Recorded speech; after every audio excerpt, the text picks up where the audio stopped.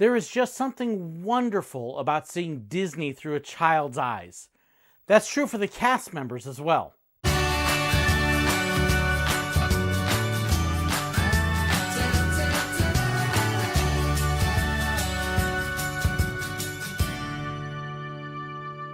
When you go through your training at Disney, one of the things they tell you is that if you really want to win a family over, then make their children feel like superstars, and that whole family is going to love you. It's very true.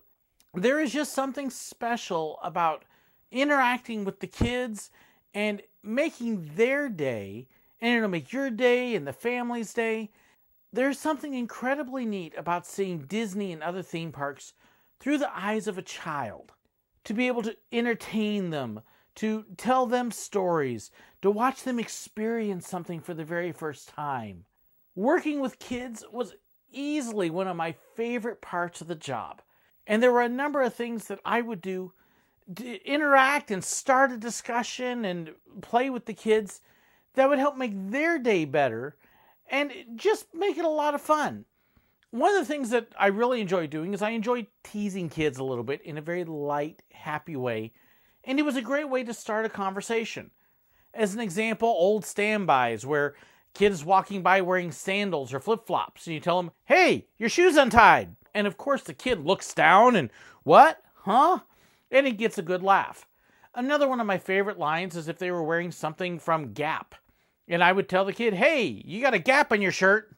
"What? Huh?" And it would make a good opener. You would have all sorts of other little tricks. For example, all the little girls were princesses. And as they would be walking by, you would tell them, "Hello, princess." Or for the little boys, maybe if they're dressed up in a costume, especially a pirate, well, then you throw out a pirate joke or two. "Arr, how you be doing, matey?" Or maybe you'd recognize them as a prince if it looks like somebody who's a little self-conscious. "My lord, how are you doing?" And you would make the kids feel like they were royalty. Maybe they were wearing something with one of their favorite characters on it.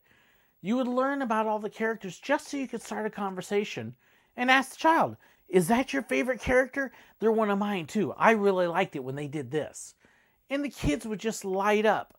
And there was this amazing thing that when you get the kids lighting up, so did the parents and the grandparents. Other ways that I would kind of tease the kids is if I was out on the street and a kid would walk by with, say, a popcorn or a hot dog or something like that, I'd walk up, "Thank you! That was so kind of you to bring it to me!" You know what was really funny was how many kids would then actually offer it to me. No, it's okay, I was just teasing. But it was a way to open up a door. And then, of course, if I was taking the family's pictures, I'd be able to do things with the kids that I couldn't necessarily do with the adults. I would make faces at the kids while I was taking their picture and do funny things to make them laugh and make weird noises and, and the kids loved it. I could almost always get a child to smile for my camera. Now, the adults could be a pain. While I'm getting the child to look at me and smile and laugh, the adults kept looking at the kid to see if the kid was looking. Here's a hint if you're getting your family portrait taken. Adults, keep looking at the camera. The photographer will get your child. It was so frustrating because I would have the kids looking at me and smiling and all the adults going, or trying to hold their chin. Don't. Let the photographer do it. But kids also opened up opportunities for all sorts of other pictures. Before the parade, we would get pictures of the kids playing games out in the street, eating ice cream with it all smeared on their face, or some other snack while they were waiting. Before the parades, they would have hula hoops out in the street for the kids to play with.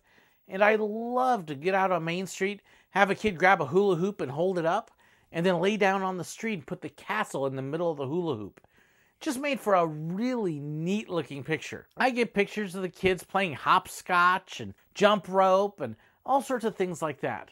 What was also fun was if the kids were little and they would get tired and worn out and they'd fall asleep, well, you take a picture of them out cold asleep in front of the castle. Or maybe if they're visiting one of the characters, you'd put them in their stroller right in the middle of the picture, out cold asleep, and then you'd surround the family and put the characters right behind them or right next to them and make a pose going, shh. And it would just make for a really cute, adorable picture. I would love to take the kids and pose them next to fountains by themselves because they would feel so grown up when they were doing their own pictures. Or with some of the fountains in particular at Epcot, they were a little bit lower and I could get the kids actually laying down on the side of the fountain.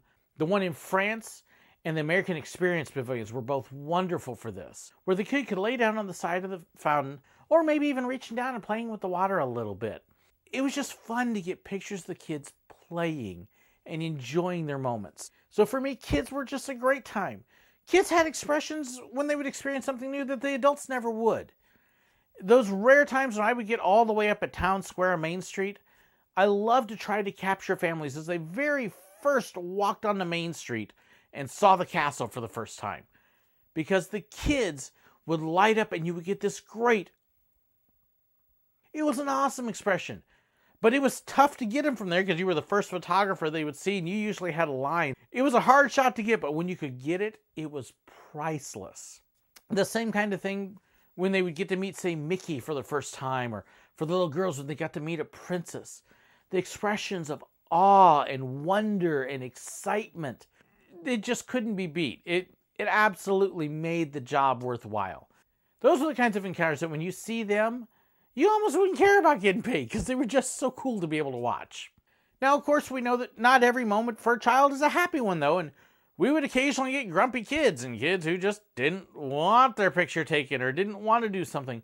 And you would learn all sorts of little tricks to be able to help the kids out. I kept a whole little profile of stories that I could tell them about what Mickey was doing or what some of the other characters are doing, and maybe the Power Rangers over at Hollywood Studios or some of the other characters that the kids would think were really cool. And I would sit down and I would start to tell them a story. Maybe if they were just having a really bad time, we'd find a way to get them a treat, maybe a balloon or something else that could just make them light up. It's also one of the reasons I carried pins in my pockets. That way you could tell a kid, okay, I realize you're not in a good mood right now, but if you smile for me, I got a pin for you, just you. And it would make the kids light up and make their day. So you would learn all sorts of little tricks to be able to take somebody that was kind of in a grumpy mood and make them smile. I mean, I would even do crazy things like if they were coming by and not happy, I kind of half jokingly yell at them, "Hey, you can't be grumpy. We only have one grumpy in this park and he's in the mine." And the kids are, "What?" Or if they were crying, it was amazing. But I could look at a child that was crying and tell them, "We don't allow crying in this park. You have to stop now." And they would. Just the power of suggestion from a stranger, like, "Oh, I can't cry." Okay. It was just a really funny thing, but 90% of the time that would work. It was amazing. But there were times that you would have a child in a little bit of trouble and you'd have to do something different above and beyond. In particular, it's when you had lost parents. Now, let me make clear, children are never lost in the theme parks. It's the parents that are lost or misplaced. We could always have the kids with us. We knew where they were. We just didn't know where the parents had wandered off to. When you would have a lost child or a lost set of parents, you would then take that child and you would make them again feel the most important person in the world. You'd get the child to tell you where they had been, who they were with, what they looked like, assuming that they weren't too terribly upset. Usually when they would see the name tags and so forth, they would calm down pretty quickly because they knew that cast members were safe people. And if you're ever at a theme park with little kids, please tell your kids that the employees with the name tags are safe people. It makes everybody's job easier if there's a separation.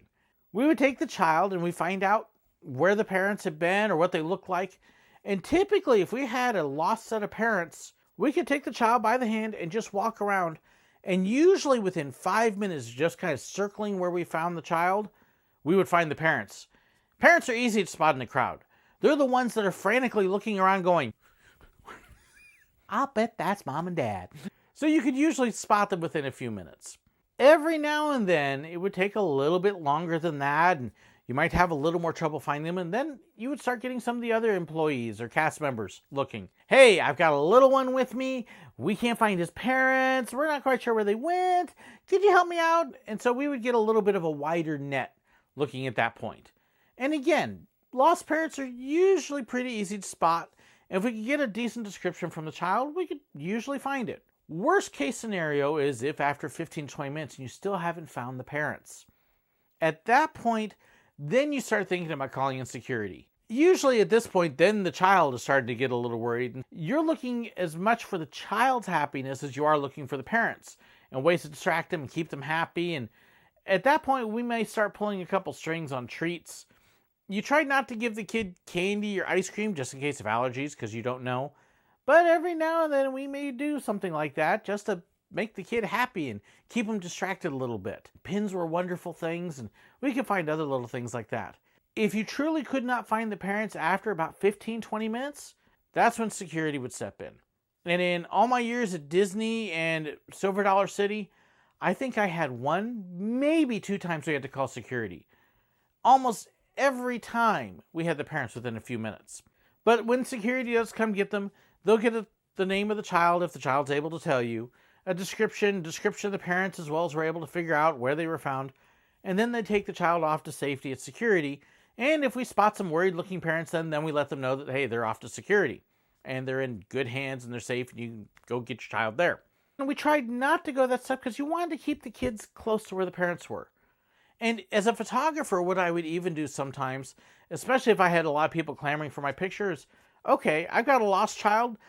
I'll tell you what, I know mom and dad's around here somewhere. They're going to find you. I'm going to make you my assistant. And I would have the kid tell the guest to smile or do something to help me out. Now, I only got to do this a couple times because, again, usually we found the parents pretty quick. But the kids loved being my assistant. That was cool. Everybody look at him! And for the kids, they got to be a cast member. They got to be an employee. They got to work for Mickey. We would find little tricks like that. The kids would get distracted. They would start having fun. They would find something fun to do. And eventually, mom and dad would come up and go, "Oh, that's where you are." But watching a child experience Disney in the theme parks for the first time was a wonderful way to do it. I love taking my kids into the parks and experiencing it through their eyes. When we would have guests come down, I was able to get them into the parks. I loved taking people into the parks for their first time and just watching. I take my camera and just capture it on film because it was such a neat experience. If you're an old jaded veteran of the parks, you've been a bunch of times and you feel like you're starting to get bored and you're losing the magic, go find a child or two to go in with and take them and then watch them experience it. It'll totally change your view and make the magic come back again. And that's because the magic of the theme parks really comes alive in kids. Thanks so much for watching. Hope you enjoyed this episode. Don't forget to like and share. Comment below. I'd love to hear your comments. Thank you again to my patrons for your support and to all of my viewers. God bless. And it's just a wonderful thing. Those are the kind of things that you look